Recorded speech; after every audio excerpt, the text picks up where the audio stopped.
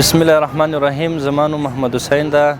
زه یو تن محصل یم د چین د کمونېست ګوند څخه مې دا پوښتنه ده، آیا د چین د کمونېست ګوند له غړیو نه پرته نور شخصیتونه د دغه په ملي کانګرېس کې ګډون کولی شي؟ سلامونه. د چین کمونېست ګوند هغه عادت لري چې په خپلو ملي کانګرېسونو کې د ګډون کولو لپاره له خپلو غړیو نه پرته نورو شخصیتونو ته هم بلنې ورکوي. نومونه او شمېر یې د هرې دورې د ملي کانګرېس د رئیسا پلاوي په لومړۍ غونډه کې تصویبیږي.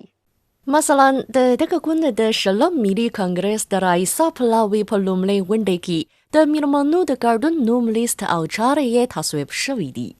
د چین د ملي ولسي کانګرېس د دایمي کمیټې او د ولسي سیاسي مشورتي کنفرانس د ملي کمیټې پخوانیو او اوسنیو مرستیالانو او د چارواکو استازیو چې د دغه ګوند غړي نه دي په بیجینګ کې د بیلابیلو ګوندونو د مرکزي کمیټو او د صنعت او سوداګرۍ د ملي ټولنې مرستیالانو او استازیو د ناپایلو شخصیتونو استازیو او د مذهبي برخو استازیو په شمول 150 استازیو د دغه کانګرېس په پرانیستونکو او پای مراسمو کې د میلمانو په توګه ګډون درلود. میلمانه ګډونوال په کانګرېس کې د وینا حق لري، خو د انتخاب او رای ورکونې حق نه لري.